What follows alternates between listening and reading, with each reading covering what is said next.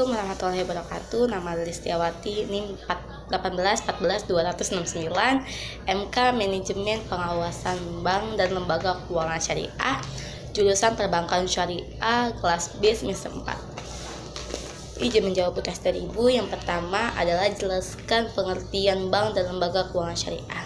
Bank berasal dari kata Italia, yang ini adalah banco. Banco di sini merujuk pada bangku yang dimana digunakan oleh banker untuk operasional pelayanan masyarakat atau nasabah. Sedangkan menurut Undang-Undang Nomor 10 Tahun 1998 Pasal 1 Ayat 2 menjelaskan bahwa bank adalah sebuah badan usaha yang menghimpun dana dari masyarakat dalam bentuk simpanan dan menyalurkan kepada masyarakat dalam bentuk kredit atau bentuk-bentuk lain dengan tujuan untuk meningkatkan taraf hidup orang banyak. Dan di sini bank memiliki 3 fungsi. Yang pertama adalah menghimpun dana, yang kedua menyalurkan dana, yang ketiga memberikan jasa layanan lalu lintas pembayaran dan jasa layanan perbankan lainnya.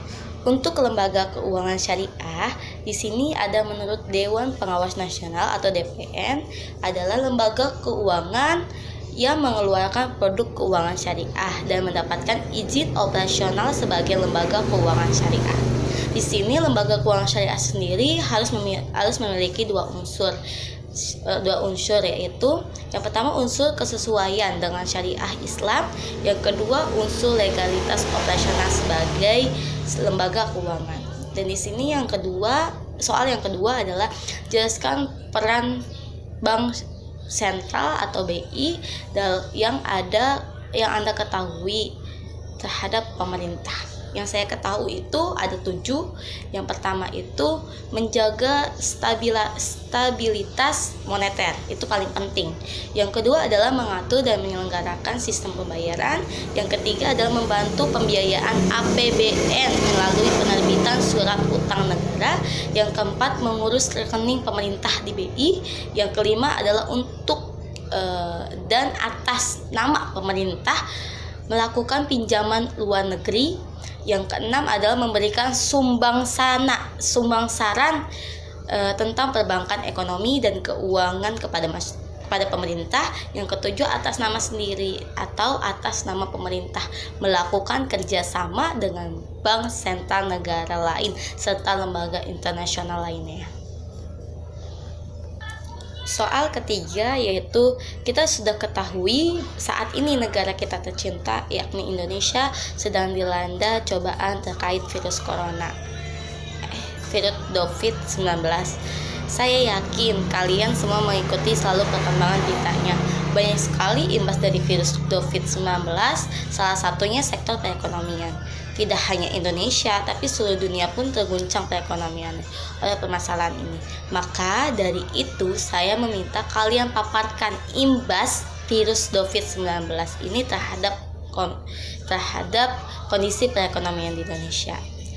Khususnya imbas pada perbankan dan lembaga keuangan syariah lainnya yang ada di Indonesia. Paparkan data kondisi bank dan lembaga keuangan syariah di Indonesia saat ini yang sedang dilanda musibah COVID-19. Oke.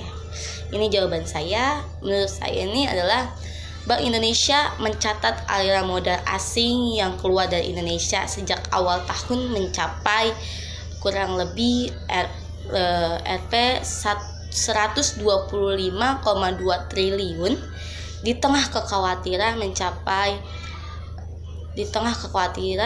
pandemi mencapai di saat virus corona ini. Bulan ini saja terjadi outflow yang Rp 104,7 triliun dari total Rp 125,2 triliun, sehingga berimbas pada perekonomian terutama pada perbankan. Karena dengan terjadi pandemi COVID-19 ini akan menghambat secara segala proses investasi yang berjalan, sehingga dengan tidak langsung IHSG, ini adalah indeks hasil saham gabungan, melemah dan mengakibatkan penurunan atau melemahnya kurs dolar terhadap mata uang rupiah. Dapat kita lihat dengan nilai tukar yang saat ini sudah lebih dari 16.000 per US dollar, itu sangat berdampak kepada sektor perbankan di Indonesia yang notabene sebagai lembaga pengaturan kestabilan perputaran uang agar tidak terjadi pelonjakan harga bahan pokok di masyarakat, sekaligus guna menghindari krisis. Karena tidak adanya perputaran keuangan antara nasabah ke bank, dan bank juga tidak bisa mengeluarkan pembiayaan karena keuangan di bank pun menurun karena berkurangnya penghasilan bank pun karena mereka malah yang ada banyak yang menarik tunai tabungannya. Apabila pemerintah melakukan lockdown nih, kemungkinan besar resiko kredit macet akan tinggi dan mengakibatkan bank mengalami resiko likuiditas. Sebab tidak adanya penghasilan dari masyarakat, bank tidak mampu lagi mengeluarkan pembiayaan ke bank.